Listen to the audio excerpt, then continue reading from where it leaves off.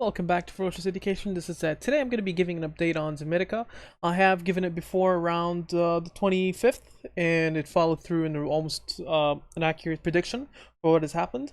Now let's take a quick look now in terms of the different aspects of the stock. In terms of, first of all, the averages. So the averages does look good. The 10 SMA is above the 30 EMA. The stock did close under the 200 SMA, so that's good news. It's still considered a little bit cheaper than what I would consider overpriced. Looking at the MACD, it has seen a nice increase, but we have to look a little bit closer into the 1 hour intervals. Volume percent R, we can see that it's currently a little bit very close to the overbought situation. And the average directional index looks like it's stable at around 35, which is a nice place to be in.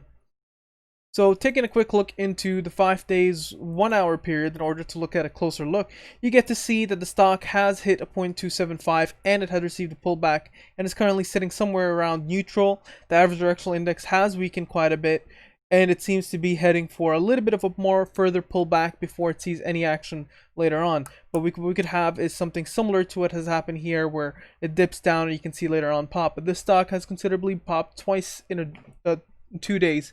On Thursday and a hard day on Friday. So that's something you need to be considering. Now, taking a quick look into the moving averages, I'm also going to be mentioning a bit of things in terms of the company website. I'll just do that in a little. In terms of the company, in terms of the moving averages, you get to see that the company has been moving a little bit very close to the moving averages and has been pulled back and forth into it. So you can get to see that that action could be reversed a little. So that could be a bearish kick where it falls in a little bit behind, but that depends on what we see next in terms of the trend line. So that's the previous trend line that I drew up before. So what I'm going to do is I'm just going to extend the same trend line. Just make sure that I have a trend line. And so if the stock price falls, I don't expect it to fall, at least on Monday. This is an average of around 0.2, say almost very close to 0.21. Now let's try to see what the current supports are and the Fibonacci retracements. But before doing that, I want to double check quickly to see if a channel can be drawn here, be representing. I can consider this to be somewhat of a channel here. I'll consider this as a support and this here as a support. Sorry, resistance and resistance, which is currently also support. And you can see that it's above the channel and it might receive a little bit of a pullback there. Take a quick look into the 3 months. That was an offering play that is no longer accurate, so that was a previous one. But you can get to see that it probably would see a pullback here. Now let's look a little bit at the patterns here. So this looks to me a little bit very similar to perhaps maybe a doji star, but more of a weaker one here. And that might be a little bit off a falling head, so we want to be very careful because that's a bearish move. Let's take a quick look into Fibonacci retracements now. So, take a quick look here. So remember when I said I don't see it fall more than 0.21, so the trend line and Fibonacci retracements both confirm that 0.21 is a current good spot to be in terms of the moving of the trend, as long as that trend doesn't break.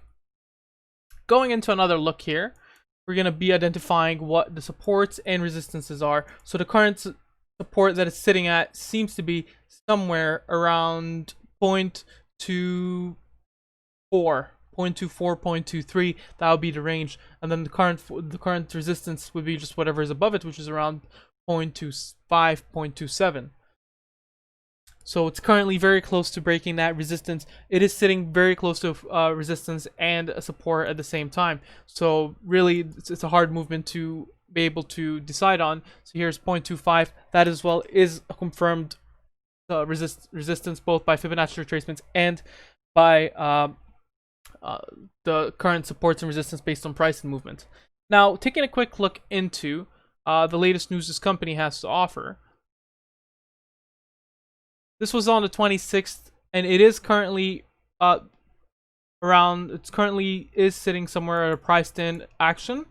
So this was probably most accurate to be priced in around the 27th. So that was a jump we've seen on the day before.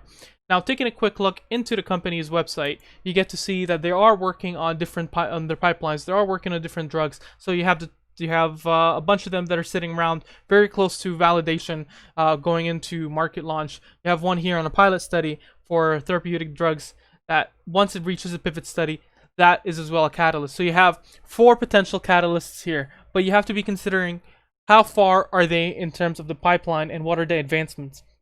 So you want to look at trials, you want to look at perhaps some more information here. You want to look at the product brief. You want to look perhaps maybe see when was it created, the study. So you want to make sure that just in case one of the researchers don't come through properly, that could be a very negative catalyst. But from what it looks like, is this stock does have a good future, based on just the trend line that we've seen going upwards, and we're seeing an upward trend for the stock. So what we're seeing here is higher lows and higher highs, and we continually see that. So that's a good news in terms of the current movement price. So I would say if it dips down to around 0.21, 0.20, I would definitely consider buying it for a short term for myself. So I'm not looking at it for long term. However, this stock had received a bit of negative income in the last quarter, of negative 10.6 million, but institution owns 5% of the stock, and insiders own around 39% of the stock. So overall, it looks alright, but the floats are around.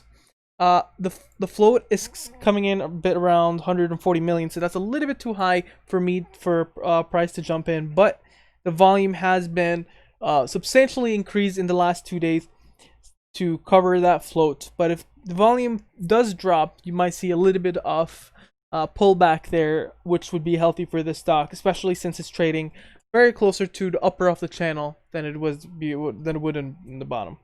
Thank you and have a wonderful day. Make sure you have submit any questions. Let me know your thoughts about the stock. And if you make sure to drop a like, subscribe, and share it. Have a good day.